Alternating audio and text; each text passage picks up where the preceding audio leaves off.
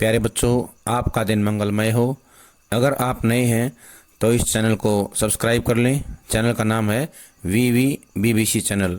प्यारे बच्चों, हिंदी के पेपर में सबसे ज्यादा क्वेश्चन आएंगे बहुविकल्पीय। आज से हम शुरू करते हैं बहुविकल्पीय प्रश्न कविताओं से, जिसमें पहला है, हरिवंश राय बच्चन किसके प्रवर्तक हैं? छायावाद के, हालावाद के, प्रगतिवाद के, प्रयोगवाद के।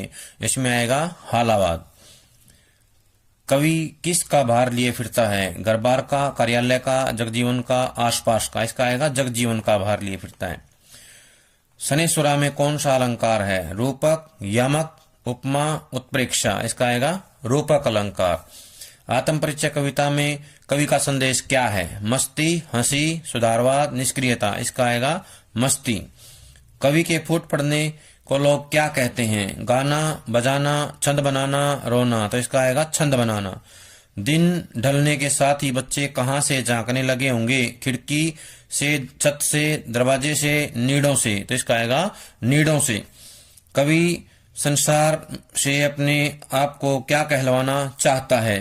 प्रेमी, कवि, साहित्यकार, दीवाना। तो इसका आएगा दीवाना कहलाना चाहता है। अगला प्रश्न है, पथ में रात हो जाने के डर से कौन जल्दी जल्दी चलता है? कवि, पथिक, चिड़िया, शेर। तो इसका आएगा पथिक चलता है। दिन में पंथी क्या पाने की कामना करता है? मंजिल, शब्द के लिए, कठोर दिशाओं के लिए, इशारों के लिए। इसका आएगा मंजिल के लिए। किसके बच्चे प्रत्याशा में हैं? गाय के, कवि के, पंथी के, चिड़िया के। तो इसका आएगा चिड़िया के बच्चे। मुझसे मिलने को कौन विकल? दिन जल्दी जल्दी ढलता है। गीत का ये प्रश्न उर में क्या भरता है? उर का मतलब होता है हृदय। स्थिरता, चंचलता, विह्वलता, उपयुक्त सभी। तो इसका आएगा विह्वलता। विह्वलता भरता है। कविता में कवि ने तेज बौछारों के जाने के साथ किस महीने के भी चले जाने की बात कही है? सावन, फाल्गुन, भादो, आषाढ़। तो इसका आएगा भादो के महीने की बात कही है। पतंग उड़ाते हुए बच्चे किसके सहारे स्वयं भी उड़ते हैं? तो बताना है।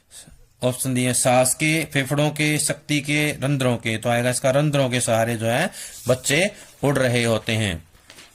आकाश को किसने मुलायम बनाया है? ग्रीष्म ऋतु ने, शरद ऋतु ने, शीत ऋतु ने, वसंत ऋतु ने। तो इसका आएगा शरद ऋतु ने। शरद ऋतु ने जो है आकाश मुलायम बनाया है। पतंग कविता में खरगोश की आंखों जैसा किसे कहा गया है? बौछार को, लाल सवेरा को, पतला कागज, पतंग। तो इसका आएगा लाल सवेरा। लाल सवेरा जो है खरगोश की आंखों जैसा होता है। पतंग कविता में लाल सवेरा कैसा बताया गया है? खरगोश की आंखों जैसा, उजाला जैसा, कपास जैसा, चमकीला। तो यह आएगा खरगोश की आंखों जैसा जो है बताया गया है। पतंग कविता में चमकीले विशेषण किसके लिए प्रयुक्त हुआ है? पतंगों के लिए, शब्द के लिए, दिशाओं के लिए, इशारों के लिए।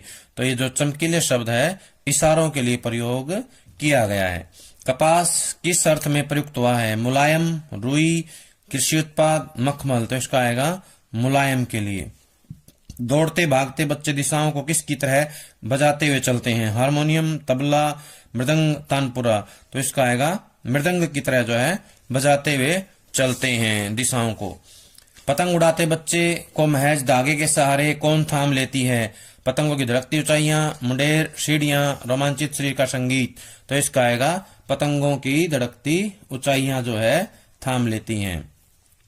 भादो मास किसका प्रतीक है? वह यह किस ऋतु में आता है?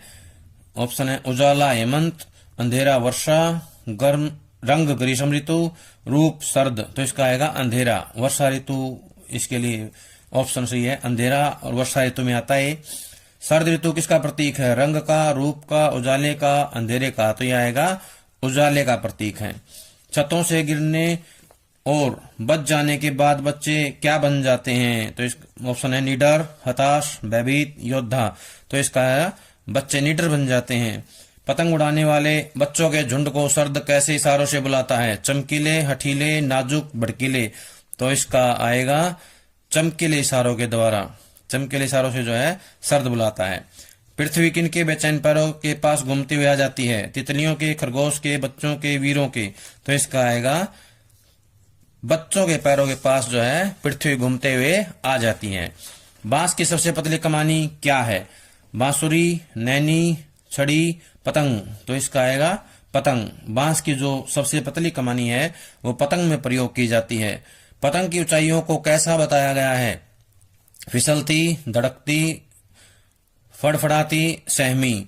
तो इसका आएगा पतंग की ऊंचाइयां धड़कती हुई बताई गई हैं, धड़कती। पतंग कविता में कपास किसका प्रतीक है? प्रकाश का, कोमलता का, शांति का, सफेदी का। तो कपास जो है कोमलता का प्रतीक है। पतंगबाजों के पैर कैसे कहे गए हैं? साफ, बेचैन, सुंदर, सपाट। तो इसका आएगा बेचैन। पतंगबाजों के पैर बेचैन होते हैं। खरगोश की आंखों जैसा लाल सवेरा में कौन सा अलंकार है? उपमा, रूपक, उत्प्रेक्षा, अपनुति। तो इसका आएगा उपमा अलंकार। जो हमारा खरगोश की आंखों जैसा लाल सवेरा है, इसमें उपमा अलंकार है। तो प्यारे बच्चों, अगली कविताओं के इंपॉर्टेंट क्वेश्चन अगली वीडियो में आपके साथ शेयर किए जाएंगे। धन्यवाद।